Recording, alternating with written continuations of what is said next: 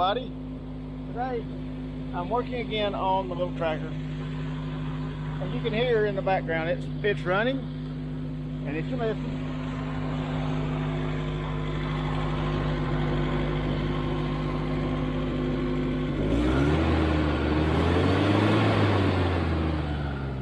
it's actually running very well.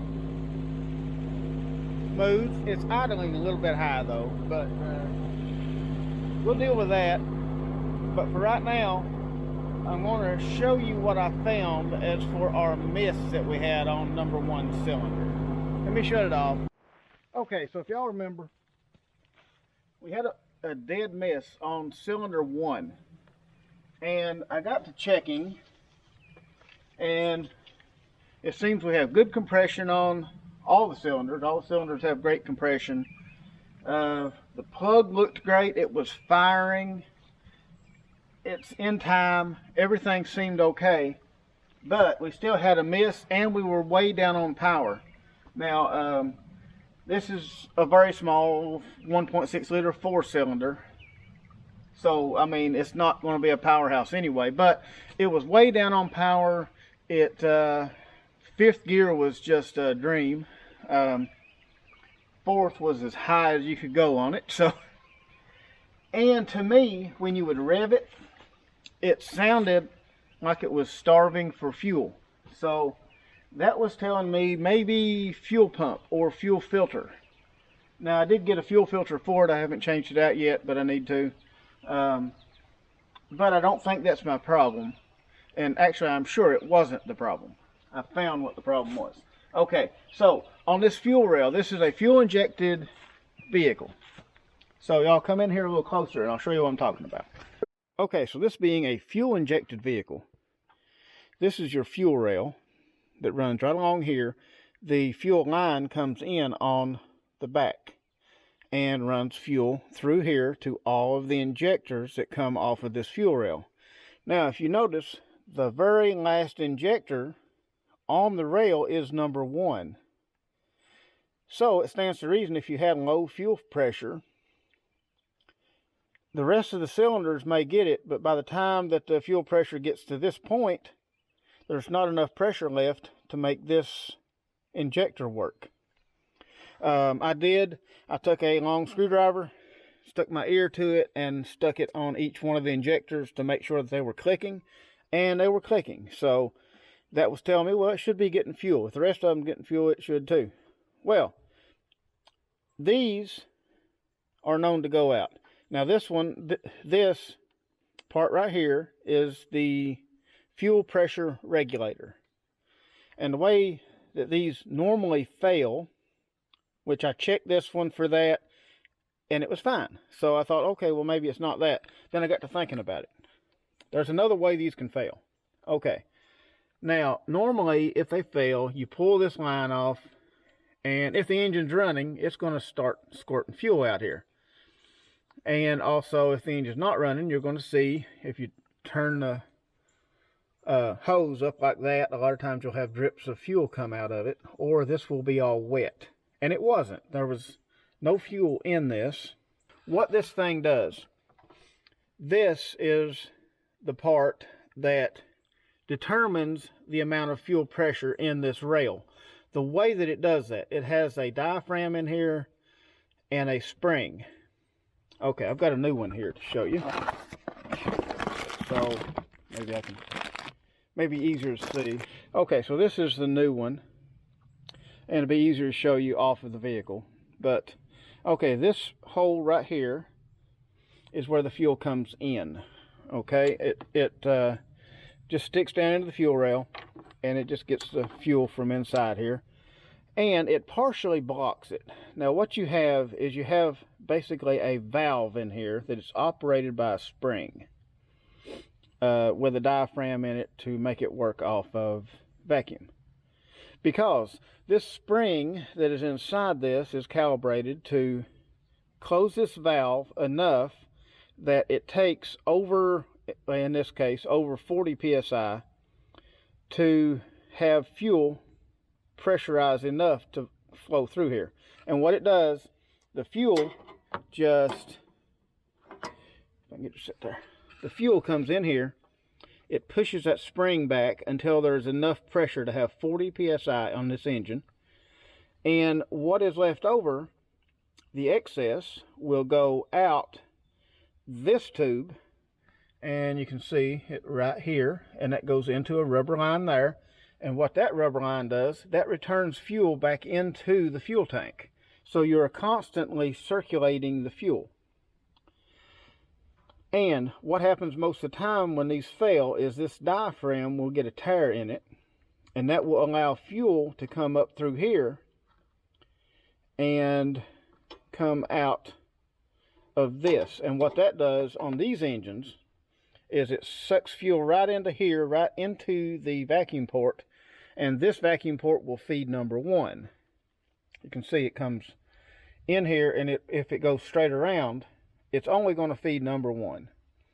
So what that ends up doing, if these fail and they failed for a long time, it washes your cylinder walls down and wears your rings out on this cylinder.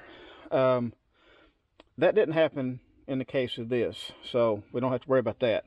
It failed the other way, okay? Instead of this diaphragm in here failing and allowing fuel to go through, the spring apparently has failed, which that allowed the valve to just be wide open to allow fuel to just free flow through this. What happened there was not enough pressure to keep 40 psi. The fuel was just circulating through and was not getting stopped at all by this. So now what we need to do is we need to change this out. But I was also going to show you, before I change this, let's say you have a fuel pressure regulator that fails in that manner. It's not shooting fuel out, but it's not allowing the engine to run very well. If it was any worse, this engine wouldn't have ran at all. So basically, you would have to get a tow truck to come and get you and tow you home. Now, I'm going to show you a way that you can fix it so that you can get it home. Okay, let me take this off and I'll show you. Okay, so first off, I'll take this off here. I already did this. Already had this off, and I kind of fixed it up so that it would run. And I've tried this thing out a little. And I'll tell you what, this little tracker seems to be a pretty good driving little vehicle. Okay, we still got some fuel pressure. Let me get a rag. Okay, so there we go. I got a rag here. Be aware that if there is pressure still built up, you're going to have pressure spray out when you take this off. So, get that out of the way. Work that out of there. Okay, so there is the port where the fuel will come out of. That's where this fuel pressure regulator will stick back in. Of course, we got to get that hose off and all that first. Okay, it's already ripped, so just pull that off. There we go. Okay, so I got this off. Okay, so for this, in order to get this thing running, I actually drove it around a while like that. Only problem is you're kind of deadheading the pump, which means the fuel pump is pumping up pressure, but it can't be relieved anywhere. I did put a fuel pressure gauge down in this hole. The rubber line just kind of stuck in there enough, and I took a zip tie and tied it down so it wouldn't come loose. I ran the engine, and the fuel pump in this is pretty good and strong. It pumped up to like 70 psi. That's really way too much, but it did run on that. Problem is you're overloading the seals and the fuel injectors a little bit. They can handle it, I'm sure. The main problem I didn't like is the fact that you are basically pressurizing that pump, and it is constantly holding that pressure. And I can see that over time burning the pump up. You want that flowing fuel to be recirculated. Okay, so you can see this hole right here. So I found a piece of wire. I dropped the other one. I don't know where it went, but I cut a little piece of wire off that is pretty good size wire, but it fits in this hole.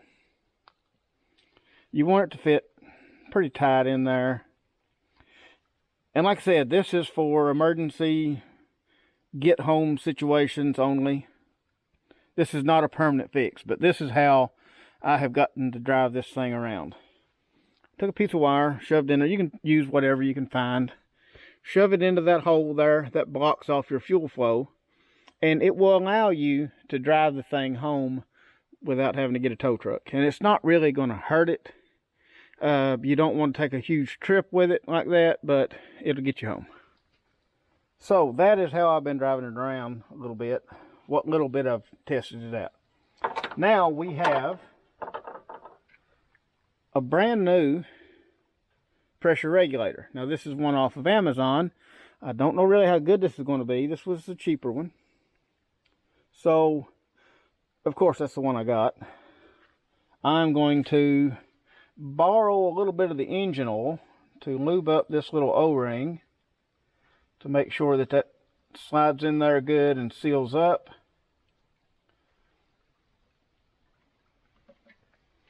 If that O-ring can handle gasoline, it can handle oil, so it should be fine. So now we just need to put our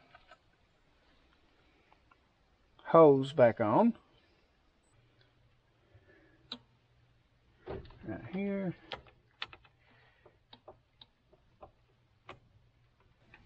Two 10mm bolts.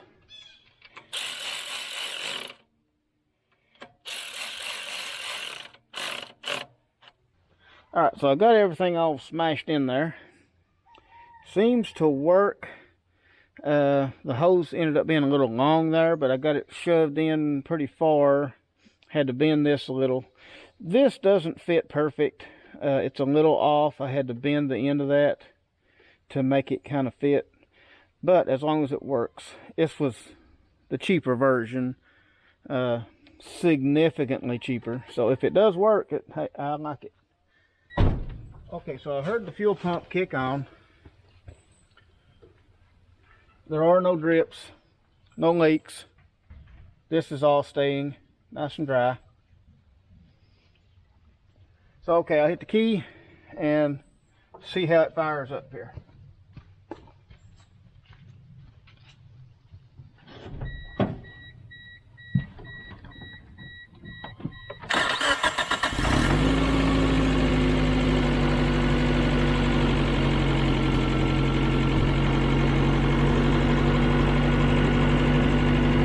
Okay, it's even running smoother than it was before.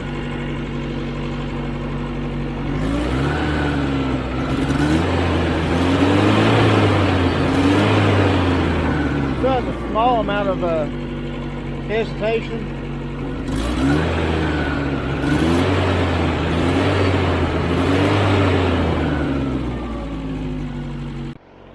Okay, so I'm getting a small amount of hesitation when you first pat the gas pedal, but it seems to be actually it seems to be running really well. Yeah, that sounds good. I think it may be pretty much fixed. Now let's take it for a little drive and see what this little Geo, Suzuki, whatever, whoever makes it, let's see what this thing can do.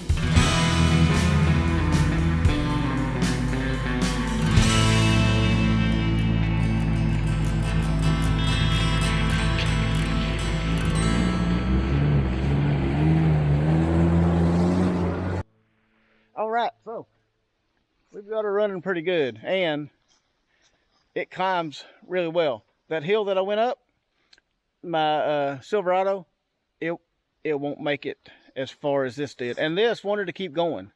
I decided it was time to stop going up the hill. So yeah, this would have went farther. So I think that's pretty neat. Anyway, I guess that's gonna be my little update on the little tracker. Seems to be pretty much, seems to be a good little vehicle to four-wheel in. Anyway, I guess that's going to be about it for this video. I appreciate everybody watching, and I'll see y'all on the next one.